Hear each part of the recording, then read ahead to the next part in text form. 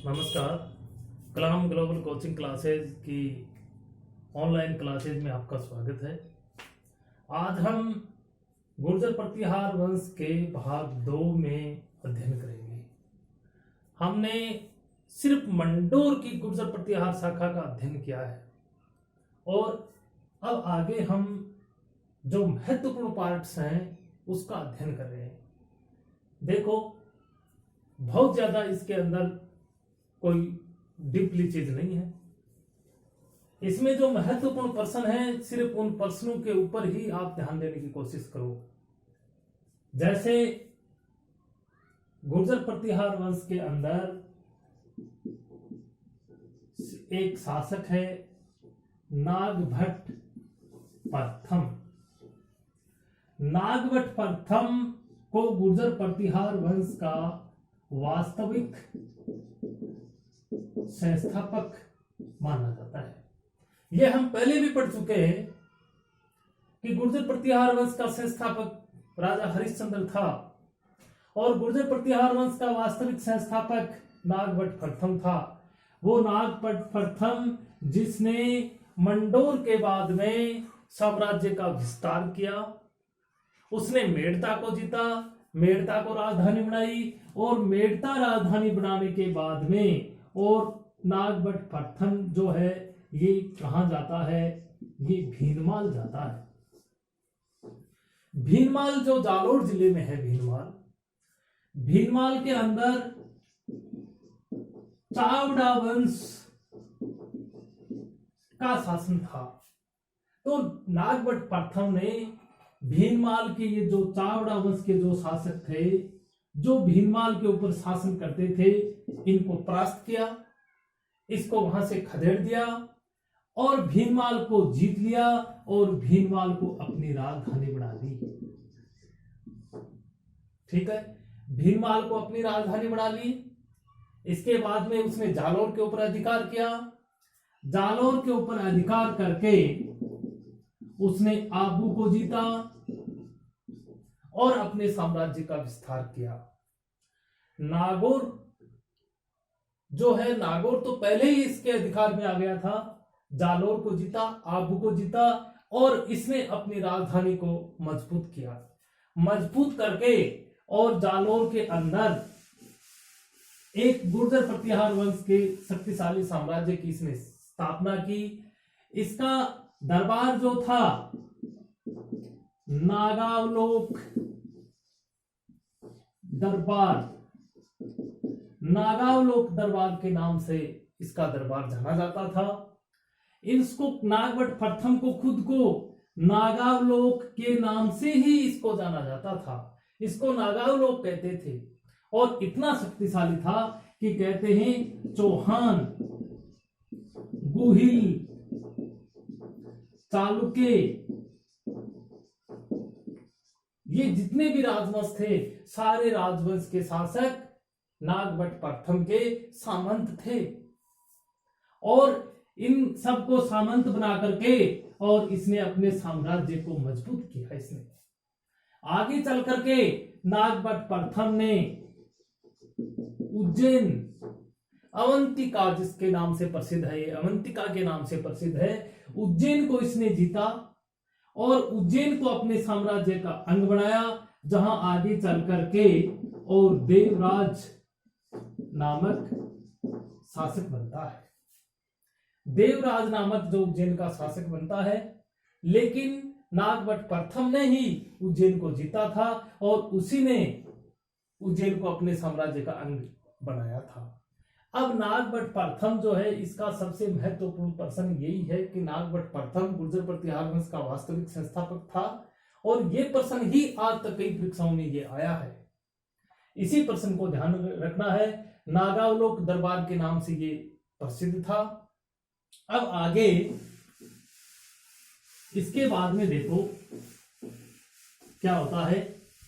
नागभट्ट प्रथम एक ऐसा शासक था जिसके कोई संतान नहीं थी। अब आगे चल करके नागभट्ट प्रथम के बाद में शासक कौन बनेगा, तो नागभट्ट प्रथम का एक भाई था तेजवर्धन नामक, क्या नाम था, तेजवर्धन नामक उसका भाई था। तेजवर्धन का एक पुत्र था कुकुक, अर्थात कुकुस्त के नाम से प्रसिद्ध है।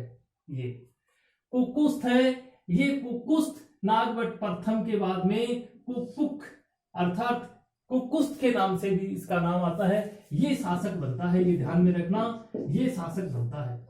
और कुकुस्त जो है इसका गुर्जर प्रतिहार वंश में सिर्फ एक ही महत्वपूर्ण प्रश्न है, क्या है कि इसने और एक विजय स्तंभ बनवाया था।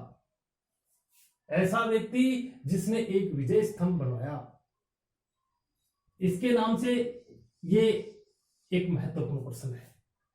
जबकि कुकुस्त के बारे में बहुत ज्यादा कोई डिटेल्स नहीं है। कुकुस्त के बाद में शासक बनता है वत्सराज। गुर्जर प्रतिहार वंश का सबसे महत्वपूर्ण शासक वत्सराज होता है। वत्सराज प्रतिहार जो है वत्सराज के को रण हस्तिन के नाम से प्रसिद्ध है। इसने रण हस्तिन की इसने उपाधि धारण की। 3-4 नाम लिखता हूं। एक तो लिख दिया मैंने रण हस्तिन, एक नाम और लिखता हूं जयवराह है।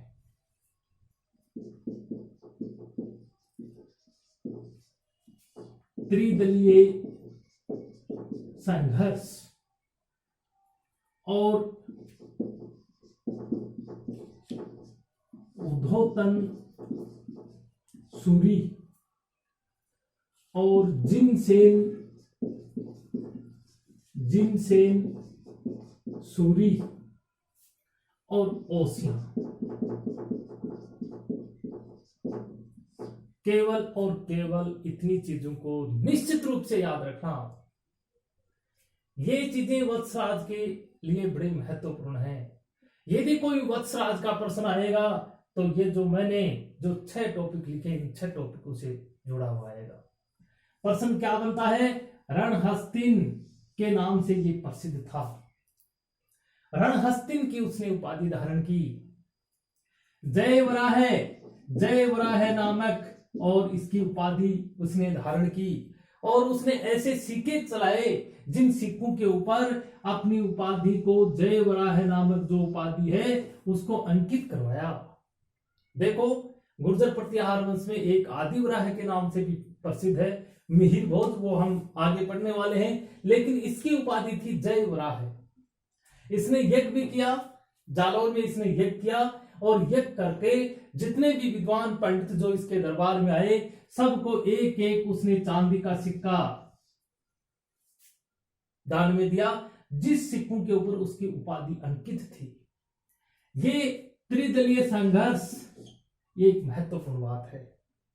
वत्सराज जालौर के अंदर बाहरी अरबी आक्रमण होने की वजह से जालौर को असुरक्षित समझने लगा कि जालौर में कभी भी अरब आक्रमण हो सकता है, जालौर के ऊपर कब्जा हो सकता है। अतः वत्सराज अपने कोई सुरक्षित स्थान की तलाश में था कि कहीं न कहीं मिल जाए। और संयोग से क्या होता है, 647 ईस्वी के अंदर और कन्नौज का शासक था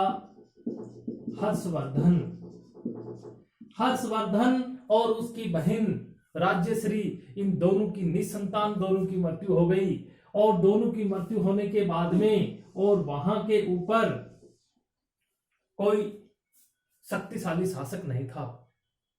तब उसने सोचा कि मौके का फायदा उठा करके इस टाइम पर हम उज्जैन के ऊपर आक्रमण करके उज्जैन को हम जीत सकते हैं। तब उसने क्या किया, कन्नौज के ऊपर आक्रमण किया और कन्नौज को वत्सराज ने जीत लिया। जब वत्सराज ने कन्नौज को जीत लिया तो दक्षिण भारत के अंदर ध्यान रखना, पाल वंश के शासक धर्मपाल जो था, उस पाल वंश के शासक धर्मपाल की नजर पड़ी और पाल वंश के शासक धर्मपाल ने और सेना लेकर के वत्सराज के ऊपर आक्रमण कर दिया। लेकिन वत्सराज जीत गया और वत्सराज का कन्नौज के ऊपर अधिकार रह गया। तब दक्षिण भारत के अंदर ही और राष्ट्रकूट वंश के शासक जिसका नाम था ध्रुव प्रथम की नजर पड़ी कन्नौज की तरफ, और ध्रुव प्रथम ने आक्रमण करके उसने वत्सराज को हरा दिया। अब देखो, एक तरफ तो राष्ट्रकूट वंश है, एक तरफ पाल वंश है, और एक तरफ गुर्जर प्रतिहार वंश है। इन तीन राजवंशों का कन्नौज को लेकर के कहते हैं कि 647 के बाद में लगातार 250 साल तक इसका ये संघर्ष जारी रहा। अंत तो गत्वा लास्ट में अंतिम विजय किसकी हुई? गुर्जर प्रतिहारों की हुई। ये बात ध्यान में रखना, ये कई परीक्षाओं में प्रश्न भी आया है कि त्रिदलीय संघर्ष में अंतिम विजय किसकी हुई।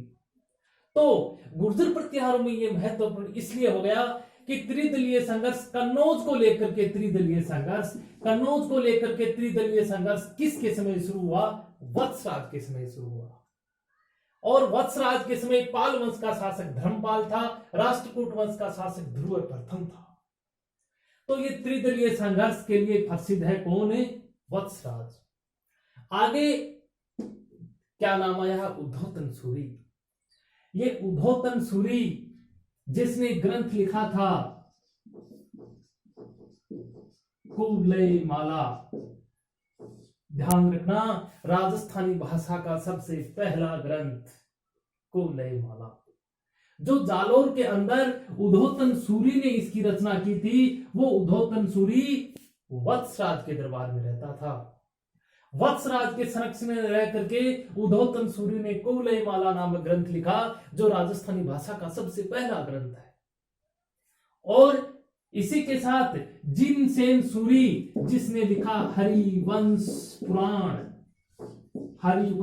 पुराण नामक ग्रंथ लिखा, ये भी वत्सराज के समय की रचना है। आगे अब देखो, नंबर 1 से रणहस्तिन, जयवराह, त्रिदलीय संघर्ष, उद्धोतन सूरी और जिनसेन सूरी। आगे ओसियां, जोधपुर जिले में है ओसियां। ये एक बार प्रश्न भी आया था जोधपुर ओसियां का, और देखो मैं बताने जा रहा हूं क्या हुआ। ओसियां के अंदर वत्सराज के समय एक शिव मंदिर और एक महावीर स्वामी का मंदिर, जैन मंदिर। ये महावीर स्वामी का जैन मंदिर जो ओसियां के अंदर बना हुआ है, ये वत्सराज के समय बना था। और कहते हैं ये पश्चिमी भारत का सबसे प्राचीनतम जैन मंदिर है, जो कहां पर है? ओसियां में। अब 2-3 साल पहले ऐसा प्रश्न आया था कि ओसियां के जैन मंदिर के निर्माण का संबंध किससे है? उसमें गुर्जर प्रतिहार वंश आ गया, उसमें गुहिल वंश आ गया, उसमें राष्ट्रकूट वंश आ गया, उसमें चौहान वंश आ गया। तो ये बात क्लियर हो गई कि ओसियां के जैन मंदिरों का निर्माण गुर्जर प्रतिहार वंश के राजाओं के संरक्षण में हुआ था। इसलिए वत्सराज भी महत्वपूर्ण हो गया। वत्सराज के बारे में सिर्फ इतनी सी बात याद रखो, बस वत्सराज का कोई प्रश्न गलत नहीं हो सकता। आगे हम पढ़ते हैं, देखो आज गुर्जर प्रतिहार वंश से जुड़े हुए जितने भी शासक हैं, उनसे जुड़े हुए महत्वपूर्ण जितने भी प्रश्न हैं, सबका हम अध्ययन कर लेंगे। वत्सराज के बाद में है नागभट्ट द्वितीय। पहले नागभट्ट प्रथम पढ़ा था, अब कौन है? नागभट्ट द्वितीय। ये नागभट्ट द्वितीय इसीलिए प्रसिद्ध है कि उसने कन्नौज की शाखा को मजबूत किया। कन्नौज के अंदर गुर्जर प्रतिहार वंश की जो साम्राज्य था, उस साम्राज्य की स्थायी नींव डालने वाला कौन था? नागभट्ट सेकंड ही था। हालांकि कन्नौज को वत्सराज ने जीता, लेकिन वत्सराज को जीतने के बाद में और कन्नौज के अंदर साम्राज्य की स्थायी रूप से नींव डालने वाला कौन था? नागभट्ट सेकंड था। बस नागभट्ट सेकंड की महत्वपूर्ण बात यही है।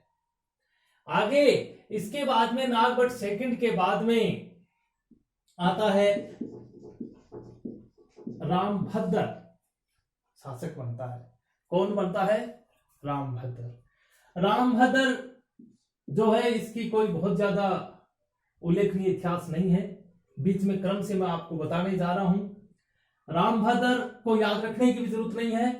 रामभद्र के बाद में और रामभद्र का पुत्र मिहिर भोज, जो गुर्जर प्रतिहार वंश में सबसे महत्वपूर्ण है, मिहिर भोज।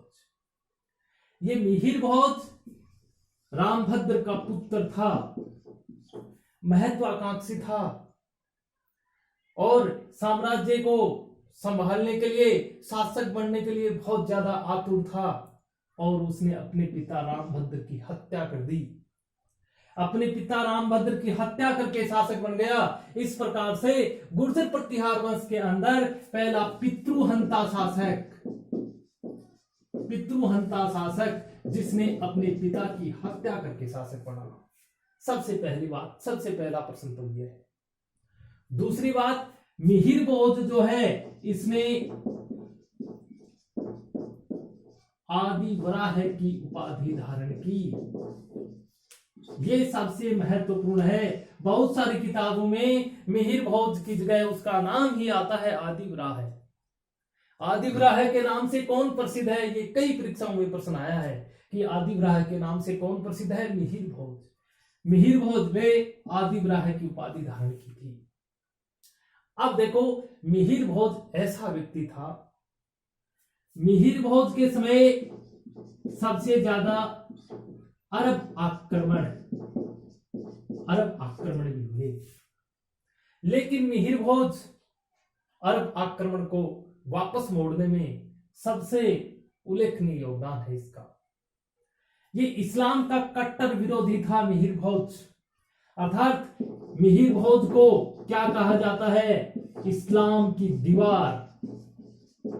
इस्लाम की दीवार के नाम से प्रसिद्ध है। इस्लाम का शत्रु इसको कहा जाता है। और ऐसा एक उदाहरण है इसका, एकमात्र मिहिर भोज ही ऐसा शासक था जिसने मुसलमानों को जबरन हिंदू बनाया।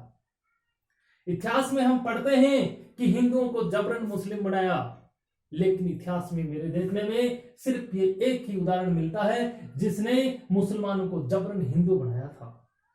और इसीलिए इसको क्या कहा जाता है? इस्लाम की दीवार के नाम से ये प्रसिद्ध हुआ। एक सबसे महत्वपूर्ण बात मिहिर भोज की क्या है? मिहिर भोज के समय और एक अरब यात्री, ये बहुत ही महत्वपूर्ण बात है। गुर्जर प्रतिहारों के समय 2 विदेशी यात्री आए थे और ये दोनों विदेशी यात्री सबसे ज्यादा महत्वपूर्ण हो गए। मिहिर भोज के समय अरब यात्री आया सुलेमान। ये ध्यान रखना, पक्का याद रखना कि अरब यात्री सुलेमान किसके समय आया? मिहिर भोज के समय आया। ये न जाने कितनी परीक्षाओं में अब तक ये प्रश्न आ चुका है। तो सबसे महत्वपूर्ण बात यह है, ये सुलेमान आया और सुलेमान ने ही अपने यात्रा वृत्तांत में और मिहिर भोज को इस्लाम की दीवार कहा है, इसलिए ये महत्वपूर्ण हो गया। तो मिहिर भोज के बारे में ये सबसे महत्वपूर्ण प्रश्न नंबर 1 पितृहंता शासक, दूसरा आदि वराह की उपाधि, तीसरा अरब आक्रमण, इसको इस्लाम की दीवार कहा जाता है, मुसलमानों को जबरन हिंदू बनाने वाला शासक है और इसके समय सुलेमान नामक यात्री भी आया है। ठीक है, अब आगे चलते हैं। मिहिर भोज के बाद में सबसे महत्वपूर्ण कौन है?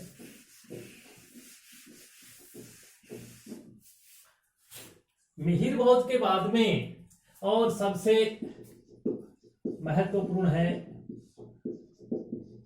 महेंद्रपाल प्रथम। कौन शासक है?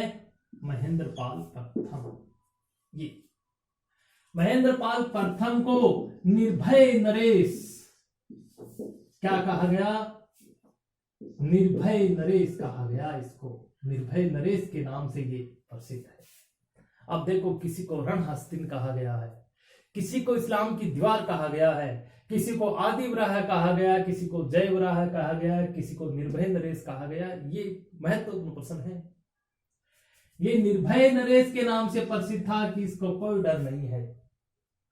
और महेंद्रपाल का सबसे महत्वपूर्ण प्रश्न क्या है? महेंद्रपाल का एक गुरु, कई बार प्रश्न ऐसा आता है कि महेंद्रपाल प्रथम का गुरु कौन था, या प्रश्न सीधे ऐसे आ जाता है कि प्रसिद्ध विद्वान राजशेखर किसके दरबार में रहता था, महेंद्रपाल प्रथम के।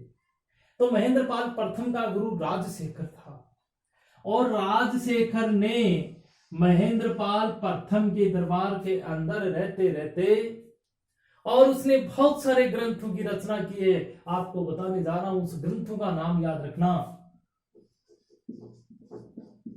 कर्पूर मंजरी, काव्य मीमांसा,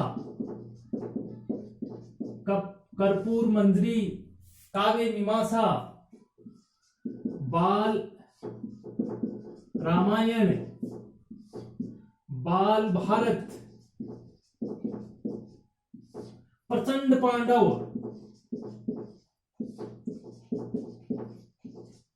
और हर विलास।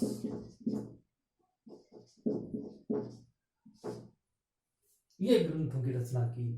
अब देखो, कई बार प्रश्न ऐसे भी आ सकता है कि निम्न में राजशेखर की रचना नहीं है, इसमें से कोई 3 दे करके ऐसे पूछ लिया जाता है कि राजशेखर की रचना कौन सी नहीं है, या कर्पूर मंजरी ग्रंथ के रचनाकार कौन है, राजशेखर किसके दरबार में रहता था, महेंद्रपाल प्रथम का गुरु कौन था। सबसे महत्वपूर्ण पार्ट यही है। ठीक है, महेंद्रपाल प्रथम हो गया। अब महेंद्रपाल प्रथम के बाद में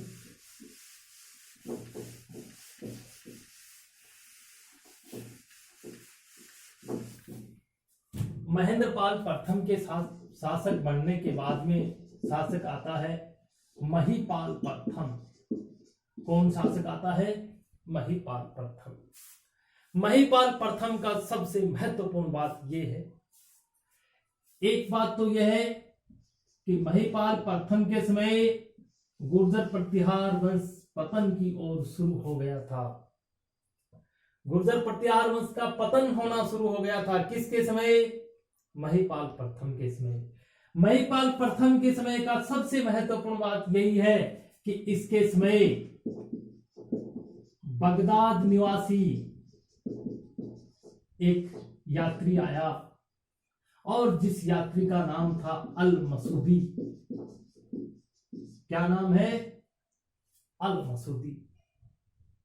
अल मसूदी नामक जो विदेशी यात्री है वो किसके समय आता है, महीपाल प्रथम के समय। अब आप सुलेमान और अल मसूदी इन दोनों को याद रखना। सुलेमान मिहिर बहुत के समय आया है और अल मसूदी महीपाल के समय आया है। ये दोनों महत्वपूर्ण प्रश्न हैं और बहुत सारी परीक्षाओं में ये प्रश्न आए भी हैं। महीपाल है, इसको विनायकपाल, विनायकपाल व हेरंबपाल भी कहा गया है। विनायकपाल और हेरंबपाल के नाम से भी ये प्रसिद्ध है। अब इसकी ये कई उपाधियां हैं, अलग अलग जो ये नाम है, आप इनको जरूर याद रखना। अब ये प्रश्न हो गया। अब देखो आगे चल करके क्या होता है। महीपाल जो है इसके बाद में शासक बनता है महेंद्रपाल सेकंड। कौन शासक बनता है, महेंद्रपाल सेकंड। महेंद्रपाल सेकंड है, इसके बाद में उत्तराधिकारी बनता है देवपाल। कौन शासक बनता है, देवपाल। और महेंद्रपाल और देवपाल के समय गुर्जर प्रतिहार वंश की शक्तिशाली राजधानी थी कन्नौज। कहां राजधानी थी, कन्नौज। कन्नौज इसकी राजधानी थी। देवपाल शासक बनता है। देवपाल के बाद में और वहां के शासक बनते हैं राज्यपाल और त्रिलोचनपाल। राज्यपाल और त्रिलोचनपाल ये दोनों भाई थे। देवपाल के बाद में राज्यपाल और त्रिलोचनपाल ये दोनों शासक बनते हैं, ये दोनों भाई थे। और इसके समय की सबसे महत्वपूर्ण बात एक ही है कि राज्यपाल और त्रिलोचनपाल के समय महमूद गजनवी विदेशी आक्रांता अफगानी। महमूद गजनवी ने और 1018 ईस्वी में और कन्नौज पर आक्रमण किया। कन्नौज पर आक्रमण किया। ये प्रश्न कई बार आता भी है कि महमूद गजनवी के आक्रमण के समय कन्नौज का शासक कौन था? राज्यपाल और तिल्लोचन पाल। राज्यपाल और तिल्लोचन पाल ये दोनों महमूद गजनवी के आक्रमण के सामने टिक नहीं पाए और ये दोनों परास्त हो गए। राज्यपाल तिल्लोचन पाल की मृत्यु हो गई। इसके बाद में और कहते हैं